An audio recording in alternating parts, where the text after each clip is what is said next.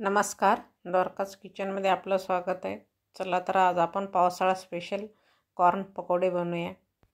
झटपट होणारे पकोडे आहे आणि कमी साहित्यामध्ये।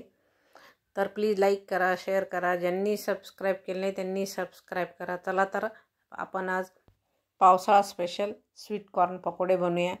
तर चला तर आपण काय काय साहित्य घेतलं ते बघूया आणि कॉर्न कसे आहेत ते तुम्हाला ते पण दाखवते।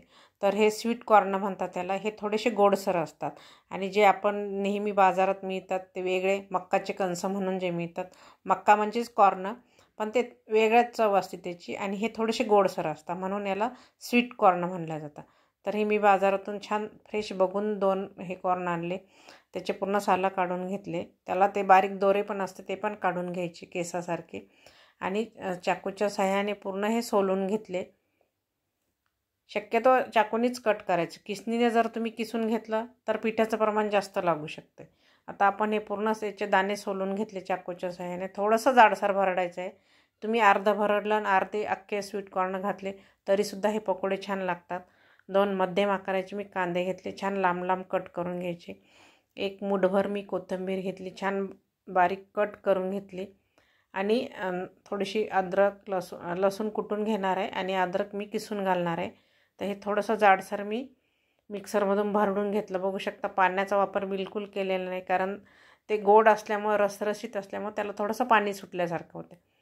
तर 10-15 कढीपत्त्याची पानं मी बारीक कट करून टाकले, कोथिंबीर घातली बारीक कट केलेली आणि जो कांदा आपण लांब लांब कट करून घेतलेला आहे तो हाताने चुरवून टाकायचा, म्हणजे त्याच्या पाकळ्या वेगळ्या वेगळ्या होतात। 1 इंच आल्याचा तुकडा घेतला मी, तो किसून घातला। 10-15 पाकळ्या लसणाच्या ठिसून घेतल्या, त्या पण घातल्या। अर्धा चमचा ओवा घातला मी, हळद, तिखट तुम्ही तुमच्या आवडीनुसार कमी जास्त करू शकता, मीठ, थोडासा हिंग घातला।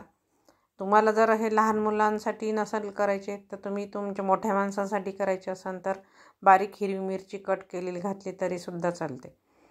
तर मी लालच तिखट वापरलेलं आहे। 3 चमचे मी तांदळाचं पीठ वापरलं, 3 चमचे मी बेसन पीठ वापरलं। आता हे छान मिक्स करून घ्यायचं आहे आपल्याला। तुम्ही तांदळाच्या पिठाऐवजी कॉर्नफ्लॉवर वापरलं तरीसुद्धा हे छान खुसखुशीत असे आपले हे स्वीट कॉर्न पकोडे तयार होतात। तेल गरम करायला ठेवलं, छान तेल गरम झालं की मध्यम गॅस करायचा। त्यानंतर हे पकोडे तळून घ्यायचे आपल्याला, म्हणजे दोन्ही साईडनं व्यवस्थित खालीवर करत मस्त कलरही छान येते आणि चवीलाही छान खुसखुशीत असे आपले हे स्वीट कॉर्न पकोडे तयार होतात। बघू शकता कलर किती सुंदर आला।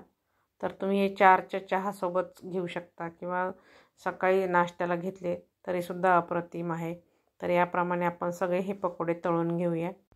तुम्हाला हवा असल्यास तुम्ही अजून पिठाचं प्रमाण थोडंसं जास्त वाढवून याचे गोल गोल टिक्कीसुद्धा बनवू शकता।